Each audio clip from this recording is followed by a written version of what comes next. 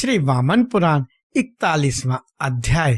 कुरुक्षेत्र के तीर्थों शत सहस्त्रिक शतिक रेणुका ऋणमोचन ओजस सहिनिहिति प्राची सरस्वती पंचवट कुरुतीर्थ अनक तीर्थ काम्यकवन आदि का वर्णन। लोमहर्षण ने कहा, प्राचीन काल की बात है, महर्षि दर्वी वहां 4 समुद्रों को ले आए थे। उनमें से प्रत्येक समुद्र में स्नान करने से मनुष्य को 1000 गोदान करने का फल प्राप्त होता है।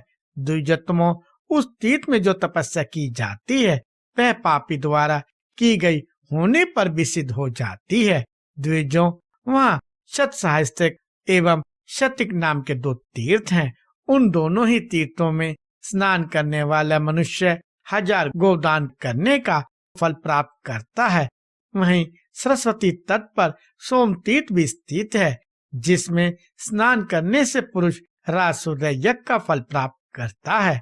माता की सेवा करने से जो पुण्य प्राप्त होता है, उस पुण्य फल की इंद्रियों पर विजय प्राप्त करने वाला श्रद्धालु मनुष्य रेणुका तीर्थ में जाकर प्राप्त कर लेता है और ब्रह्मा द्वारा सेवित ऋणमोचन नाम के तीर्थ में जाकर देव ऋण, ऋषि ऋण और पितृ ऋण से छूट जाता है। कुमार कार्तिकेय का अभिषेक स्थल ओजस नाम से विख्यात है। उस तीर्थ में स्नान करने से मनुष्य कीर्ति प्राप्त करता है और वहाँ श्राद्ध करने से उसे कार्तिकेय लोक की प्राप्ति होती है।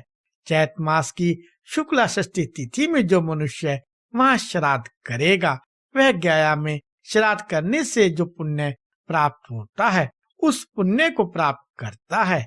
राहु द्वारा सूर्य के ग्रस्त हो जाने पर, सूर्य ग्रहण लगने पर सन्निहित तीर्थ में किए गए श्राद्ध के समान वहाँ का श्राद्ध पुण्यप्रद होता है। इसमें अन्यथा विचार नहीं करना चाहिए। पूर्व समय में वायु ने कहा था कि ओजस तीर्थ में किए गए दान श्राद्ध का क्षय नहीं होता है, इसलिए प्रयत्न पूर्वक वहाँ श्राद्ध करना चाहिए। चैत मास के शुक्ल पक्ष की षष्ठी तिथि के दिन जो उसमें श्रद्धा पूर्वक स्नान करेगा, उसके पितरों का अक्षय कभी भी क्षय न होने वाले जल की प्राप्ति होगी। तीनों लोकों में विख्यात एक पंचवट नाम का तीर्थ है, जहाँ स्वयं भगवान महादेव योग साधना करने की मुद्रा में विराजमान है।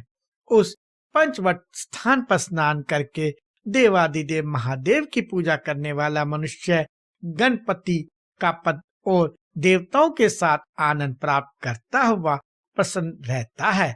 श्रेष्ठ द्विजों, कुरु तीर्थ विख्यात तीर्थ है, जिसमें कुरु ने कीर्ति की प्राप्ति के लिए धर्म की खेती करने के लिए तपस्या की थी। उनकी घोर तपस्या से प्रसन्न होकर इंद्र ने कहा, सुंदर व्रतों के करने वाले राजर्षि, तुम्हारी इस तपस्या से मैं संतुष्ट हूँ। सुनो, इस कुरुक्षेत्र में जो लोग इंद्र का यज्ञ करेंगे, वे लोग पाप रहित हो जाएंगे और पवित्र लोकों को प्राप्त होंगे। इतना कहकर इंद्रदेव मुस्कुराकर स्वर्ग चले गए। बिना खिन्न हुए इंद्र बार बार आए और उपहास पूर्वक उनसे उनकी योजना के संबंध में कुछ पूछ कर चले गए। कुरु ने जब उग्र तपस्या द्वारा अपनी देह का कर्षण किया तो इंद्र ने प्रेम पूर्वक उनसे कहा, कुरु, तुम्हें जो कुछ करने की इच्छा हो उसे कहो। कुरु ने कहा, इंद्रदेव, जो श्रद्धालु मानव इस तीर्थ में निवास करते हैं, वे परमात्मा रूप पर ब्रह्म के लोक को प्राप्त करते हैं। इस स्थान से अन्यत पाप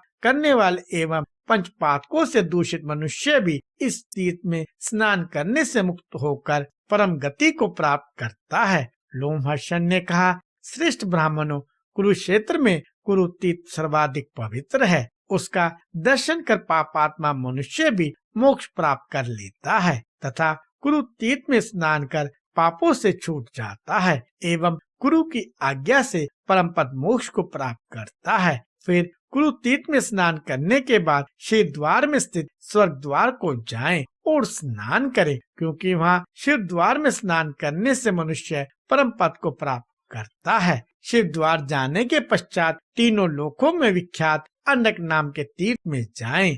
उस अंडक के पूर्व में ब्रह्मा, दक्षिण में महेश्वर, पश्चिम में रुद्र पत्नी एवं उत्तर में पद्मनाम और इन सब के मध्य में अंडक नाम का तीर्थ स्थित है। वह तीनों लोकों के लिए भी दुर्लभ है। जिस अनक तीर्थ में स्नान करने वाला मनुष्य छोटे बड़े सभी पापों से छूट जाता है। जब वैशाख मास की षष्ठी तिथि को मंगल दिन हो तब वहाँ स्नान करने से मनुष्य पापों से छूट जाता है। उस दिन खाद्य पदार्थ से संयुक्त 4 करक, करवे या कमंडलू एवं मालपुओं आदि से सुशोभित कलश का दान करें। पहले अन्न से युक्त करवों से देवताओं की पूजा करें, फिर संपूर्ण पापों के नाश करने वाले कलश का दान करें। जो मानव इस विधान से स्नान करता है वह संपूर्ण पापों से छूट जाएगा और परम पद को प्राप्त करेगा। इसके अतिरिक्त वैशाख के सिवा अन्य समय में भी मंगल के दिन षष्ठी तिथि होने पर उस तिथि में की हुई पूर्वोक्त क्रिया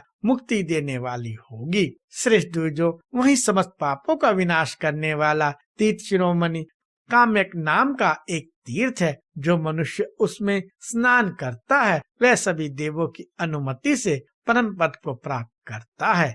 इस वन में प्रवेश करने से मनुष्य अपने समस्त पापों से छूट जाता है। इस पवित्र वन में पूषा नाम के सूर्य भगवान प्रत्यक्ष रूप से स्थित हैं। द्विश्रेष्ठों, उन सूर्य भगवान के दर्शन से मुक्ति प्राप्त होती है। रविवार को उस तीर्थ में स्नान करने वाला मनुष्य विशुद्ध हो जाता है और अपने मनोरथ को प्राप्त करता है। इस प्रकार श्री वामन पुराण में 41वां अध्याय समाप्त हुआ।